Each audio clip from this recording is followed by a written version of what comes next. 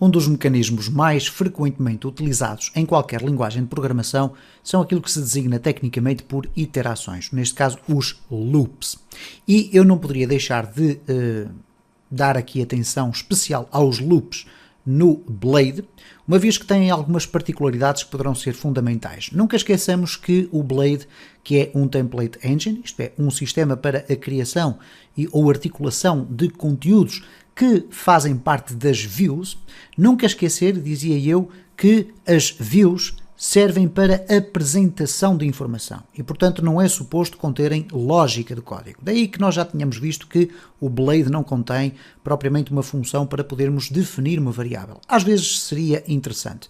No entanto, nós temos que pensar sempre neste modelo MVC e pensar que dentro do modelo MVC o Blade vai para o V. Ok? Para o view.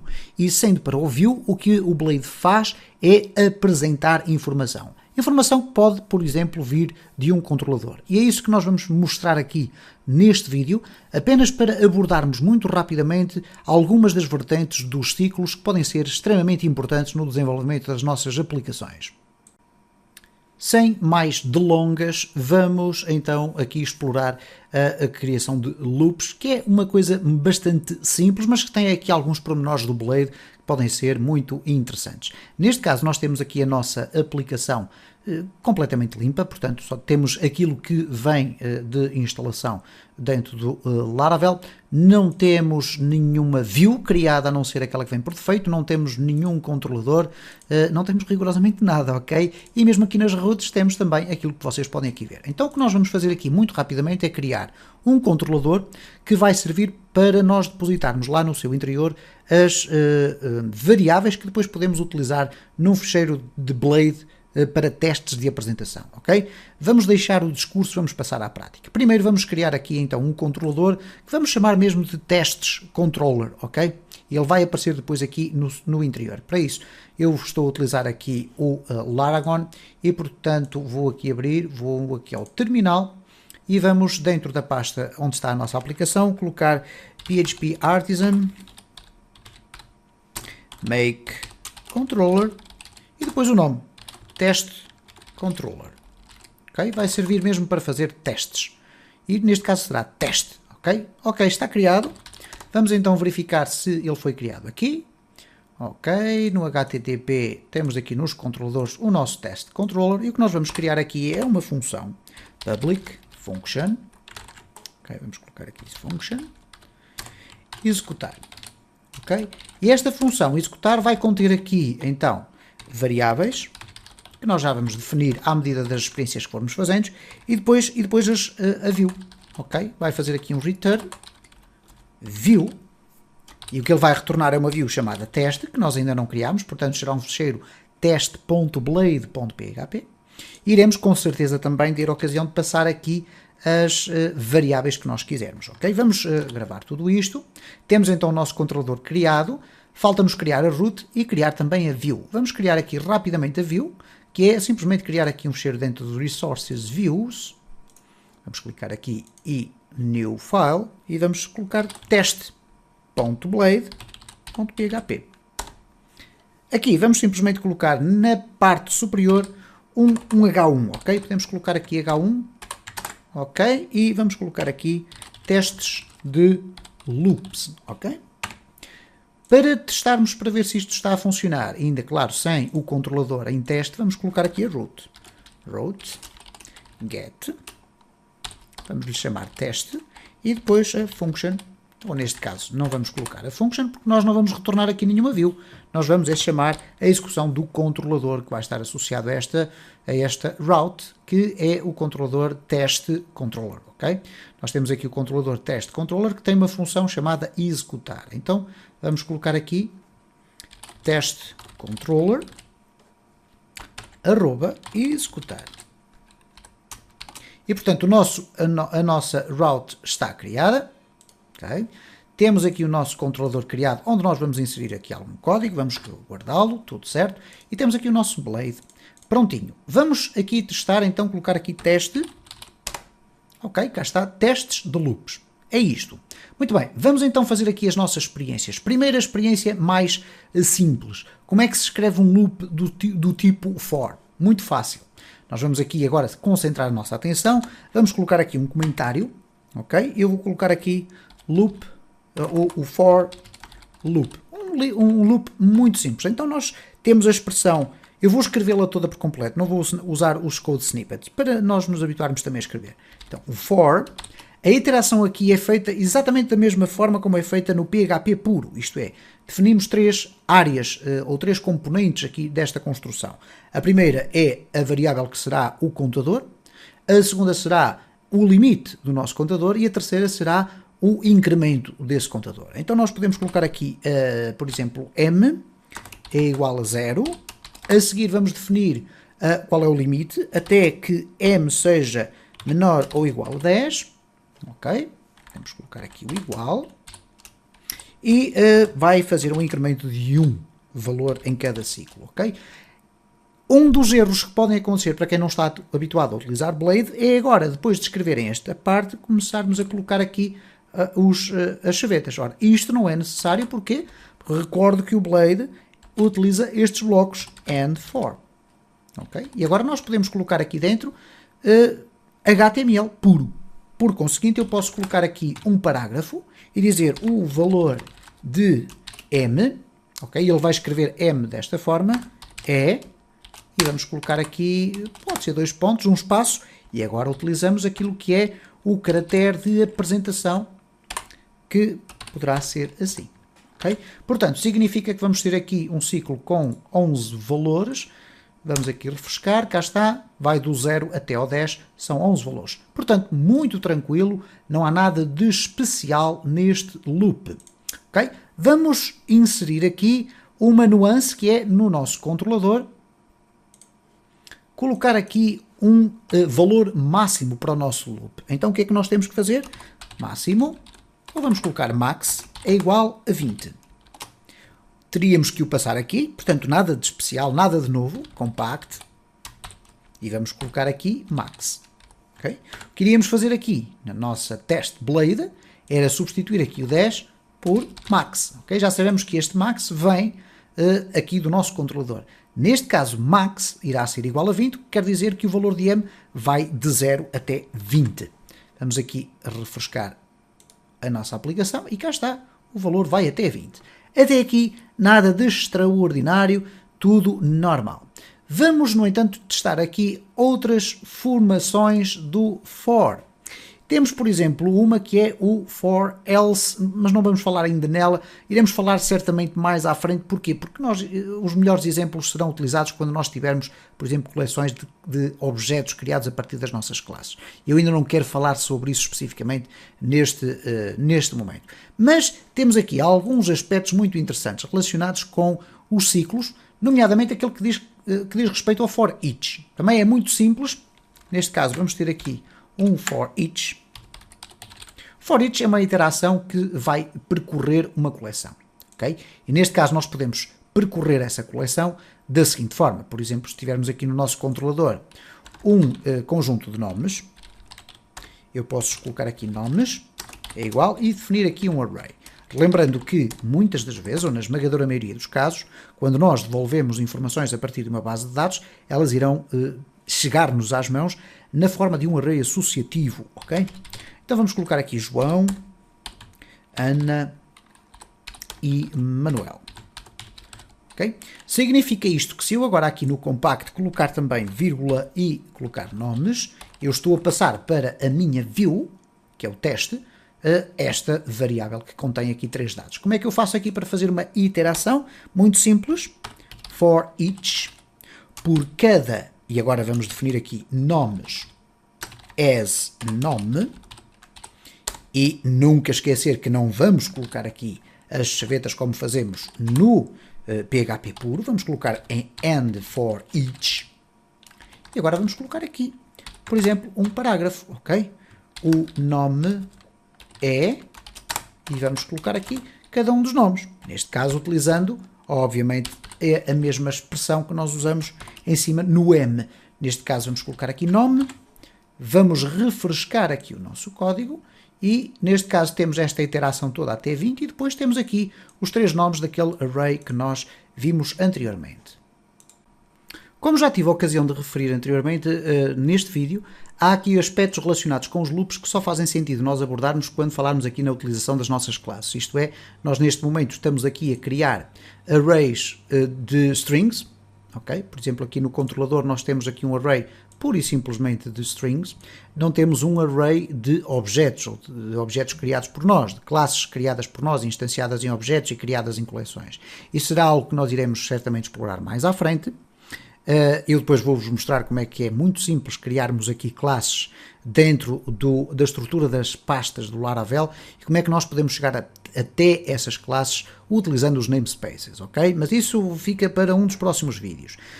O que vai acontecer aqui é o seguinte, vamos imaginar que eu quero acrescentar aqui mais valores para testarmos aqui uma particularidade do ciclo for each dentro do Laravel, e é o facto de ele conter de forma invisível uma variável chamada loop.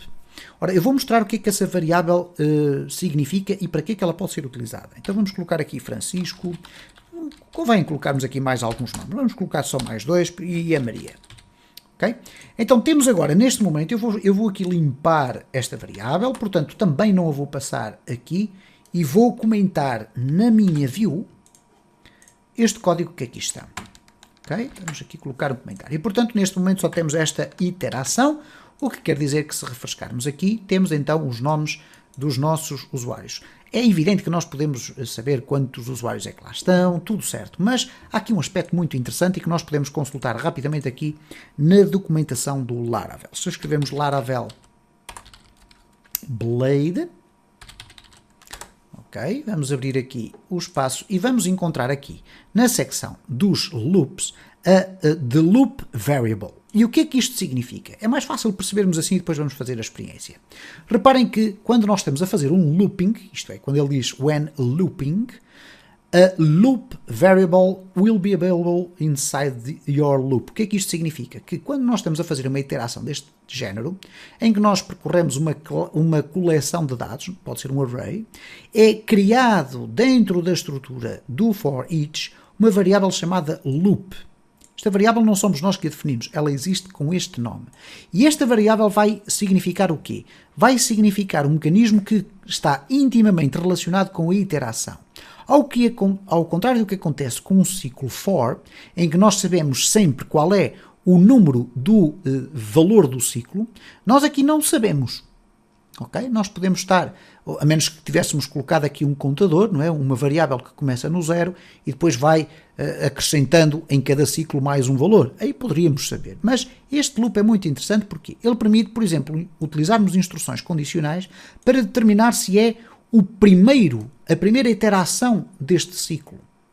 Pode ser importante, isto é, nós podemos querer ter uma formatação específica, por exemplo, para o primeiro item que vai ser percorrido no for each. Ora, reparem que nós, sem um mecanismo deste género do loop, nós não tínhamos como saber de antemão se estávamos a utilizar ou não, ou se estávamos a percorrer o primeiro registro, a não ser, e volto a referir, se nós colocássemos aqui fora um contador criado por nós. Ora, não faz sentido estarmos a criá-lo se o próprio Blade cria esse mecanismo para nós, ok? Para além de nos criar esse mecanismo, o Blade permite-nos ainda utilizar algumas propriedades dessa própria variável que nos vão indicar aqui determinadas posições. Eu tenho aqui, ou temos aqui uma tabela que nos vai indicar, ok, se nós usarmos loop index, o que é que significa? É o index da iteração corrente e que começa por 0, ok, como é comum na maior parte das iterações. Depois temos aqui uma série delas, temos aqui, por exemplo, o count. O que é que o count faz? Vai-nos devolver o número total de itens do array que está a ser usado neste ciclo, ok? Ora, reparem o seguinte, nós podíamos sempre saber utilizando a expressão count, mas o loop vai utilizar, já tem a expressão count lá dentro. Ok, vamos fazer aqui algumas experiências. Nós temos aqui 5 elementos nesta coleção e estamos a fazer a interação aqui.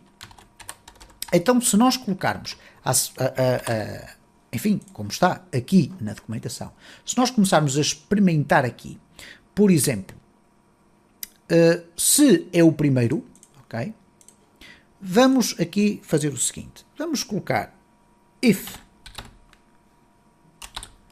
neste caso, loop, ok?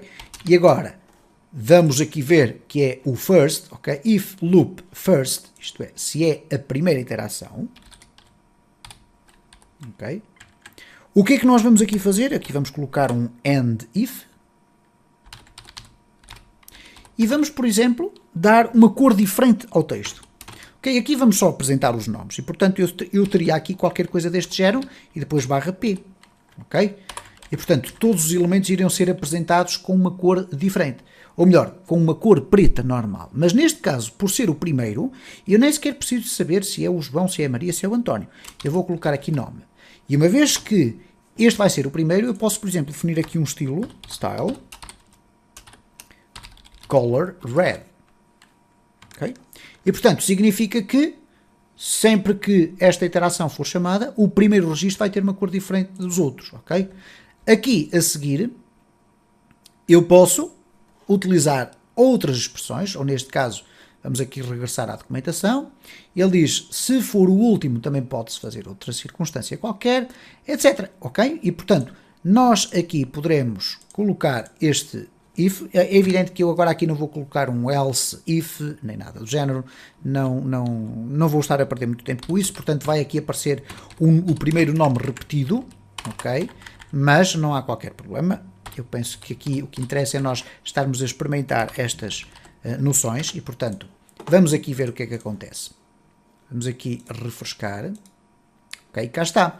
Portanto, ele, como detectou que a iteração era a primeira, colocou aqui com a formatação que nós temos dentro desta área condicional. Ok, claro que se nós criássemos aqui uma instrução else if, ok, vamos ver aqui, else if não tem aqui a sua sintaxe, else if, ok, e nós iríamos colocar aqui, ou melhor, vamos colocar só o else, ok, e agora vamos colocar aqui, o end if está correto, vamos colocar aqui esta expressão dentro, ok, eu já sei que tem ali o sinal está errado, vamos colocá-la aqui dentro, ok, vamos testar então para ver o que é que acontece aqui, e fizemos então a correção do nosso dado, isto é, apenas o primeiro nome foi formatado daquela forma. Se nós colocarmos aqui last, só o último nome da coleção é que vai ter uma formatação diferente, ok? Vejam como é extremamente interessante, porque nós não temos que criar aqui mecanismos adicionais,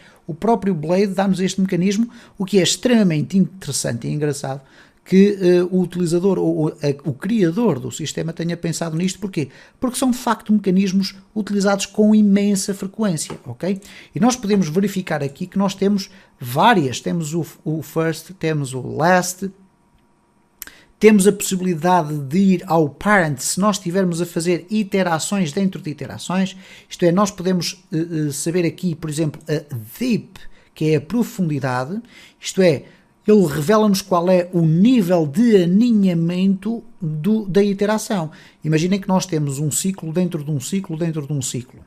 Ora, eu já falei aqui de 3 ciclos, então se nós fôssemos a perguntar qual é no último ciclo a sua profundidade, seria eventualmente a profundidade 2, partindo do pressuposto que começa no 0. Ok? Portanto, temos aqui muitas informações interessantes. Evidentemente que esta do first e do last poderão ser as mais utilizadas. Eu principalmente olho neste momento, obviamente, para o first, por exemplo, como passar através de um array no primeiro registro o nome dos headers de uma tabela, por exemplo, por que não? Imaginem que nós temos uma coleção de itens e decidimos colocar como topo, como primeiro registro, não um valor de um associado, por exemplo, ou de um usuário em que tem o seu nome e o seu e-mail, mas colocamos lá nome e e-mail. E esses registros serão utilizados para ter uma formatação diferente porque constituem a parte do header de uma tabela. E, portanto, essas são as adaptações que nós podemos fazer a partir do momento em que utilizamos este tipo de expressões. E, portanto, é muito importante nós fazermos várias experiências com isto e volto a frisar aquilo que eu já disse ao longo deste vídeo. Iremos com certeza ter a ocasião de falar mais aprofundadamente sobre estes mecanismos quando utilizarmos aqui coleções com os nossos tipos de objetos. Se gostou deste vídeo, deixe o seu like. Deixe o seu comentário ou sugestão, que serão sempre objeto de resposta. Se entende que o conteúdo do canal é interessante, partilhe nas redes sociais para que o canal possa crescer.